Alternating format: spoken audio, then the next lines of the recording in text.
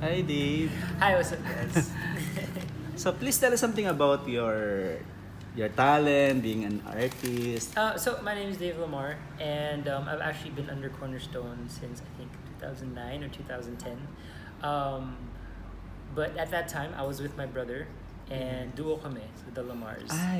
Yeah, Tama. and then after a couple years, then I joined The Voice.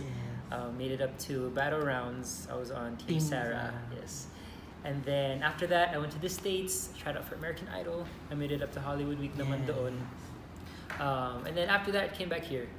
And then I worked with my brother naman who's a basketball trainer. So I've been training kids basketball. And then last year was when I decided to, okay, let's try again. So then I recorded my EP, which is Homesick, which is the one that is out right now on Spotify. So what's with your new music? So my new music is it's called Homesick. Well, the EP is called Homesick. Tapos parang I recorded that all of last year. And it's basically parang kasi I was away from my family for a long time. I was away from my friends. I was also away from music. So parang that's where the concept of Homesick comes in. Pero syempre all the songs are all love songs on the EP. You're a composer also. How many music or songs na-compose mo? Actually, hindi ko po alam. All in all. Marami na po, marami. So marami nakatabi. Opo. Marami po. Pero ano yung genre ng ano mo? Usually nauuso yung mga hugot. Di ba may mga Yes, ganyan ba? opo. Or parang you have your own style of doing your music? Well, naisip ko po kasi parang yun nga, sobrang uso ngayon ng hugot. Parang I wanted to go the opposite direction naman. And parang I wanted Happy. Yeah, happy, just most of it's love songs po talaga that's on the EP. And so the genre is more of parang a mix of my influences, which is lots of jazz and soul, R&B, also pop as well. So parang I like the concept of playlists because if gagawa ka ng playlist sa Spotify, diba, you're gonna get all your favorite artists lagay mo sa isang playlist. So hindi ka magsasawa kasi it's not just one artist that you're listening to the whole entire time. Though ako, prefer ko yun. Like if John Mayer or Justin Timberlake comes out with a whole album, papakinggan ko talaga yun buong album na yun. Because I'm a fan of those people. But because of our kids' short attention spans nowadays, diba, we need playlists. So parang that was the concept also behind this EP was I wanted every song to sound different, but at the same time, dikit pa rin siya na people know it's still me. And so syempre, it's my voice and it's also, I use the same, my two friends, my guitar player and bass player, they're all throughout all the songs on my EP. And so that's how I was able to parang keep it cohesive. Pero iba pa rin yung tunog. So I have some that's more soul, some that's more pop, some that's more indie. And so those are the styles that I love to write in. So pinagsama ko na lang siya. Ang dami nyo dito sa Cornerstone, especially ang dami mga singers, di ba? Yes. May mga naka-collaborate ka na ba? Or gusto gusto maka-collaborate ng mga singers? May Moira, may Inigo, may Yen. Yeah, I mean, I'd love to collaborate with all of them eventually. Si Moy, matagal ko nang kinukulit yan. Kasi Moy and I actually started at Cornerstone at the same time. Nung Ortigas pa ang Cornerstone, just in a very, very small office. Sumipat doon. Oo, and then parang yung first meeting namin with Cornerstone, sabay kami. And parang we didn't even say much at the time kasi nga, we were still young, kakahiyaan pa kami. And then eventually, like years later, we did some collabs on YouTube. So we did a lot of music together on YouTube. Tapos, yun nga, while I was in the States, I was like, wait, what's happening, Moy? Sabi, hindi ko alam. I don't know. And then yun nga, when I came back, wala, she's so busy na talaga. But we've written one song together already, actually, which will be coming out soon. And one of our other friends will be singing it. But yeah, I'd love to eventually collab with Moy and all the other Cornerstone artists eventually. Kung meron kang mga iko-compose na kanta, sino yung gusto mo mga kumanta ng kanta mo? If given a chance. No one's ever asked me that question. Di ba? Kasi yung isang composer, di ba? Oo. Hindi kumanta yung song ng Yes, compose yes. ng iba, parang gano'n. Who would? Siguro, magbigay ka ng isang composed mo and sino yung kung gusto mo kumanta if given a chance. Bagay sa boses niya, something like that. It could be like either popular or Anybody. anyone. Okay. So there's this guy recently that I've actually became friends with him. His name is Lance Busa. Ah, yes. From the And- ball. Yes, oo. The first time I heard him sing, I'm like, grabe, sobrang ganda ng boses niya. He's probably one of the artists where I'd love to write a song for him.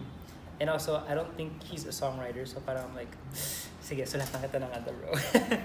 But I've always loved that kind of texture and parang mala Michael Bublé. And then also, like, galing din yung gumawa ng mga runs and stuff like that. And I'm just fan of people that have everything, the texture, the runs, the range, and like when I became an instant fan when I first heard him sing. So he's probably one of the artists that I've met recently, or like I'd love to write a song for you, or even if he sang one of my songs.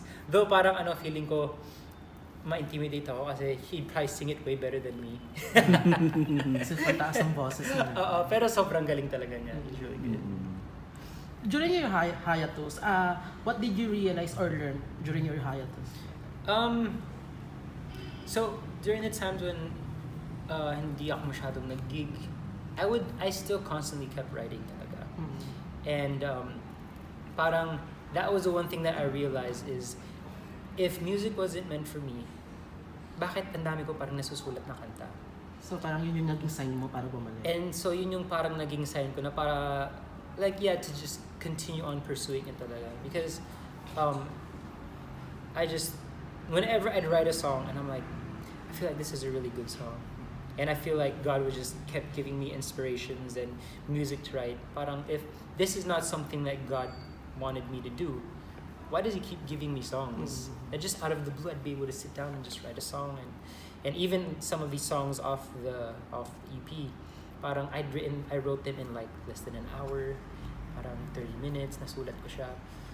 And so one of the things that I learned is na if there's that little voice in the back of your head that tells you to keep going and pursuing whether it's a dream or passion that you have, listen to that voice. Kasi you never know what could happen. And parang actually si Christian nagsabi kanina sa akin earlier was he said if you don't gamble big, you're not gonna win big. And sometimes you just have to like take the risk and say, okay, all in ako dyan. Naniniwala ka ba na nasa composer ba yon or nasa song ba yon? Kasi di ba sabi nila pagka nakachamba ka lang ng isang song, Tuloy-tuloy. yan na, tuloy-tuloy na yan. May ganun ka bang mindset na I keep Like on Moira, writing, diba? keep Si on... Moira, diba yung titibo-tibo? Yes. May mga ganun ba? Or nasa composer ba yan? Nasa artist ba yan? Nasa singer ba yan? Or nasa song?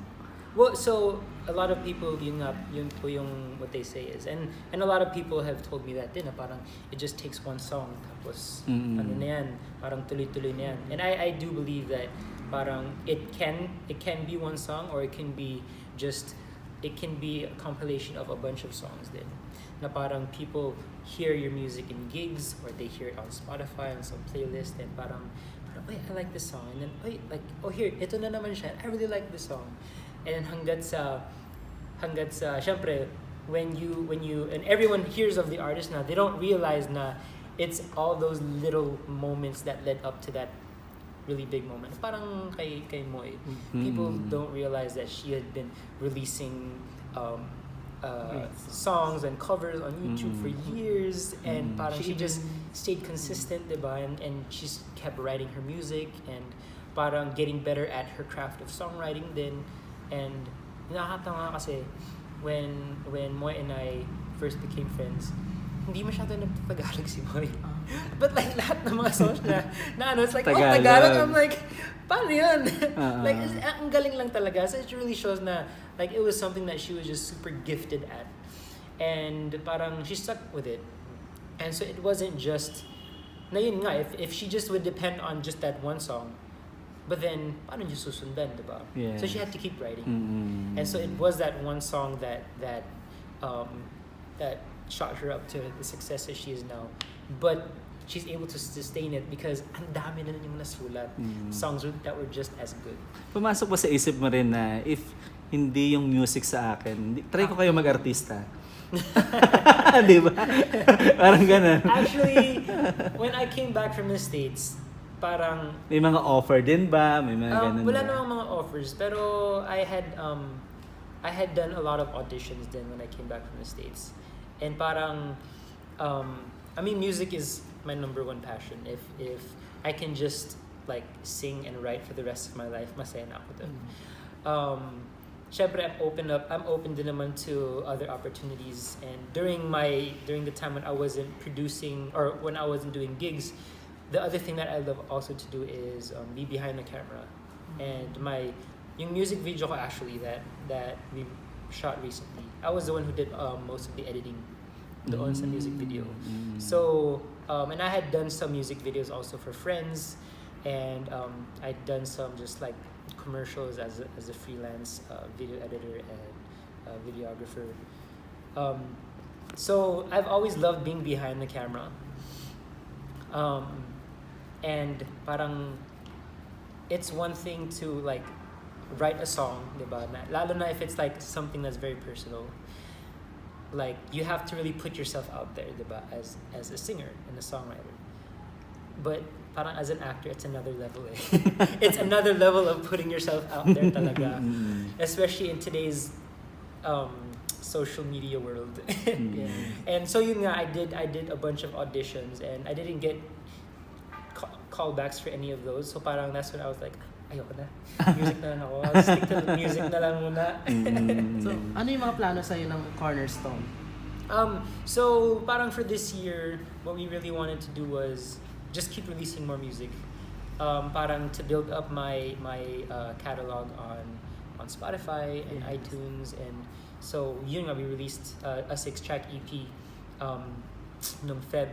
And then after my launch, I'm gonna start again recording and compiling songs and recording for my next EP. And hopefully we'll have maybe another 1 or 2 EPs before the end of the year.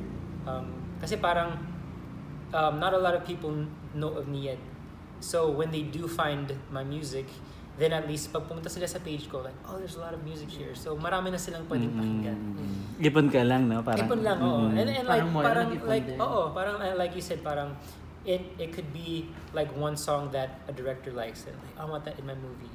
But unless I put it out there, no one's gonna know of it.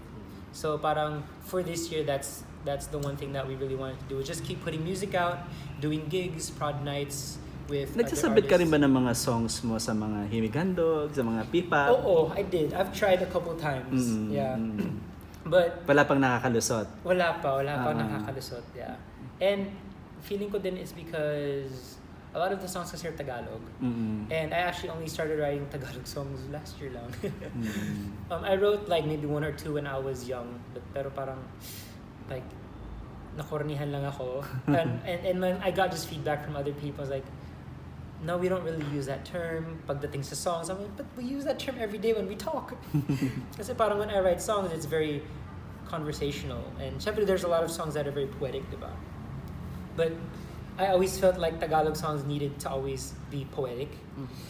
And so I only know the speaking terms and a lot of the very poetic terms that hindi ko naman siya ginagamit. When I try to use it, parang nakukornihan ako sa sarili ko. It's not so you. Like hindi, I just wasn't used to hearing those terms or saying those terms.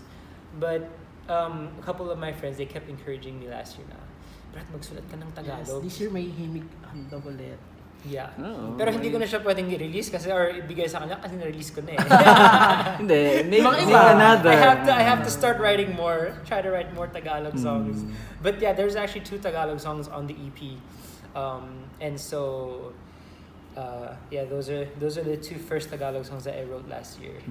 So, invite na lang everyone to support your EP, and where can we download your EP? Where can we hear that? Yes. How the people support, will support you. So hey guys, thank you for just listening to this interview and taking time to just watch this. I just want to invite you guys to stream my EP on Spotify and Apple Music if you have that, and you can also download it on all those websites that you can buy music from. Okay. Thank you.